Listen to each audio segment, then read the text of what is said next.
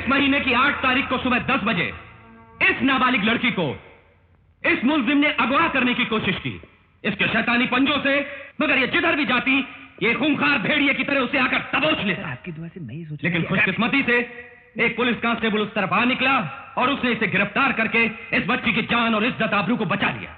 Sir मेरे ख्याल से आपकी दुआ से। और अब ये मुलजिम अपने गुनाहों पर पर्दा डालने के लिए यह साबित करने की कोशिश कर रहा है कि ये अंधा है, ये ढोंग है। योर ऑनर, इस शहर के मशहूर और मारूफ इंडस्ट्रियलिस्ट मिस्टर सुनील कपूर मुलजिम के हक में यह गवाही देने के लिए आए हैं कि पहले ये उनकी फैक्ट्री में काम करता था जहां एक हादसे में ये अपनी आंखें गंवा बैठा और ये वाकई में अंधा है। ये झूठ है, मुलजिम का अंधापन झूठ है, सुनील कपूर की गवाही झूठ है। योर ऑनर, इन सब बातों पर विश्वास न करते हुए मुलजिम धर्म कुमार को उसके इस अधर्म के काम पर सख्त से सख्त सजा दी जाए। ये पीपी साहब तो हरी मिर्ची खाए हुए घोड़े की तरह हिने ना कर बैठ गए आपकी दुआ से। अब आप हरी घास खाई हुई गाय की तरह खड़े हो जाइए और 2 शब्दों में इस केस की अगली तारीख मांगकर बैठ जाइए आपकी दुआ से। Any defence counsel? Yes your honour. Your honour, इतने बड़े इंडस्ट्रियलिस्ट, मशहूर और मारूफ हस्ती श्री सुनील कपूर साहब एक मामूली अंधे के हक में गवाही देने आए हैं। इसका मतलब है इस केस की गहराई में कोई बहुत बड़ा राज दफन है। मिस्टर विजय, आप ये भूल रहे हैं कि आप मुलजिम के डिफेंस लॉयर हैं, इन्हें बचाने के लिए आए हैं। जानता हूं योर ऑनर कि मैं मुलजिम का डिफेंस लॉयर हूं, but offence should never be given defence. मतलब गुनाह को पनाह कभी नहीं देनी चाहिए। Wonderful, proceed. योर ऑनर, इस अदालत की 4 दीवारी गवाह है कि गवाहों के बयानात पर बेशुमार इंसानों की जिंदगी के फैसले हुए हैं। जितने भी लोगों को सजाएं मिली हैं उनमें से बहुत से बेगुनाह भी शामिल हैं। इसके बावजूद कानून की इस किताब को हम इज्जत भरी निगाह से देखते हैं। इस पवित्र किताब का सहारा लेकर इसके शब्दों से खिलवाड़ करके गुनाह और जुर्म की परवरिश करते हैं। लेकिन फिर भी कभी ना कभी किसी ना किसी वक्त यह किताब गरीबों को इंसाफ दिला कर रही है। इंसान सच को छुपाने की कोशिश करता है, ढोंग करता है, लेकिन यह किताब उस ढोंग का सीना चीरकर सच्चाई को बाहर निकालती है।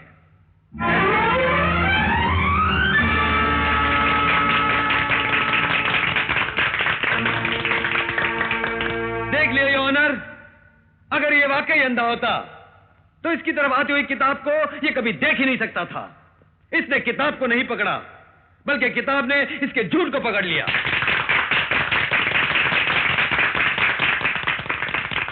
That's why I like Indian Penal Code. What? विजय ने? I'm sorry सुनील साहब, मैंने तुझे तारीख आगे बढ़ाने के लिए भेजा था और वो कमाल है। I'm sorry, I'm really very very sorry. चलो विजय बाबू मेरी बात। विजय बाबू, ये तुमने क्या किया? उल्टी चिरा करके हमारे मुवक्किल को जेल भिजवा दिया। वो झूठा केस था अंकल, उसको जीतना बहुत अन्याय था, इसलिए मैंने चीरा की। इसमें कौन सी गलती की? वकीलों के लिए झूठ और सच कुछ नहीं होता है, बल्कि जीतना और हारना होता है। ये अदालतों के मुकदमे दूध देने वाली गाय की तरह होते हैं। मुद्दई उस गाय को दुम से खींचता है, मुद्दालय सिंग से खींचता है, और हम वकील बीच में बैठकर उसका दूध निचोड़ते हैं और अपना बर्तन भरते हैं। समझे? अगर जो आप कह रहे हैं वो है, तो फिर ये अदालत है क्यों? ये इंसाफ क्यों? ये कानून क्यों? अगर सिर्फ पैसों के लिए काम करना है तो फिर लोग वकीलों पर भरोसा क्यों करेंगे? देखो, ये वकालतों के उसूल हैं जो मुद्दतों से चले आ रहे हैं। राम के जमाने में वाली और सुग्रीव में झगड़ा था, तो सुग्रीव ने राम का सहारा लिया, मतलब राम को अपना वकील बनाया। तो जानते हो राम ने क्या किया? एक पेड़ की आड़ से वाली को तीर मार दिया, मतलब अपने मुवक्किल की मदद की। वही हमको करना चाहिए। हमको ये नहीं देखना चाहिए कि आने वाला सच्चा मामला लेकर आ रहा है, ये झूठा मामला लेकर आ रहा है। हमको ये देखना चाहिए कि आने वाला पैसे कितने लेकर आ रहा है। बहुत अच्छे, बहुत अच्छे। चार सॉरी अंकल, मैं इस जुल्म के धर्म को नहीं मानता। इसीलिए तुम वकालत के पेशे के लायक नहीं। बेहतर ये है तुम फैक्ट्री का कारोबार संभाल लो। आप बहुत खुदगर्ज हैं, क्योंकि आपकी बेटी साधना वकालत पास करने वाली है, इसीलिए आप अपनी वकालत की सारी जिम्मेदारियां उसे सौंपना चाहते हैं और मुझे फैक्ट्री की देखभाल करने के लिए कह रहे हैं। कैसी बात करते हो? मैं तुम्हें अपनी बेटी सौंप रहा हूं, उसके बाद तुम वकील बनो, वो वकील बने, क्या फर्क पड़ता है? और मैं साधना को वकील बना रहा हूं इसलिए नहीं कि वो मेरी बेटी है, बल्कि उसमें वो तमाम खूबियां मौजूद हैं जो तुम में नहीं है। वो अपनी दलील से कुत्ते को बिल्ली साबित कर सकती है और बिल्ली को कुत्ता साबित कर सकती है, और ये खूबी एक कामयाब वकील के लिए बहुत जरूरी है। कौन सी कमी है औरत जात में जिसके कारण मर्द सदियों से ये जुल्म, ये अत्याचार औरत पर करता चला आ रहा है? सच तो ये है कि औरत समाज के शरीर का आधा हिस्सा है। आधे हिस्से को मजबूत रखा जाए और दूसरे आधे हिस्से को जुल्म और बेइंसाफी के हथियारों से जख्मी किया जाए तो पूरा शरीर बीमार होकर रह जाएगा। और यही एहसास हमें समाज के ठेकेदारों को दिलाना है, और खासकर हम जो वकालत का पेशा अपनाकर कानून के हाथों इंसाफ करवाने वाले हैं। यही हमारा पहला फर्ज होगा कि औरत को इंसाफ दिलाने के लिए अत्याचार के खिलाफ आवाज उठाएं। औरत मर्द के बराबर की हकदार है, ये साबित करके समाज को, मुल्क को, बल्कि पूरी दुनिया को दिखाएं। कांग्रेचुलेशन। Thank you. आज इस डिबेटिंग कंपटीशन में बहुत सारे कॉम्पिटिटर्स ने हिस्सा लिया, लेकिन तमाम जजों के फैसले से जो फर्स्ट प्राइज दिया जा रहा है उसकी हकदार है मिस साधना।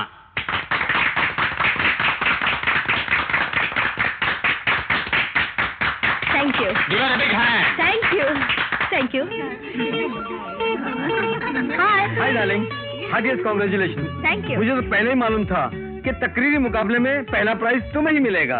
और नहीं तो क्या, अब तो आप समझ गए होंगे कि साधना के साथ बहस करके जीतना बहुत मुश्किल जी है। हाँ, यहाँ तक के घर में भी कोई नहीं जीत सकता। बिल्कुल, वहाँ तो कोई जीत ही नहीं सकता। पहले आप जरा स्कूटर से उतरी। क्यों क्यों क्यों क्यों क्यों?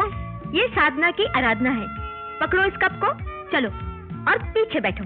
पीछे बैठो और मैं? इसीलिए तो कह रही हूँ कि पीछे बैठो और मुझे पकड़ो। लो, अजीब चलो, दादागिरी come है। on। चलो भाई।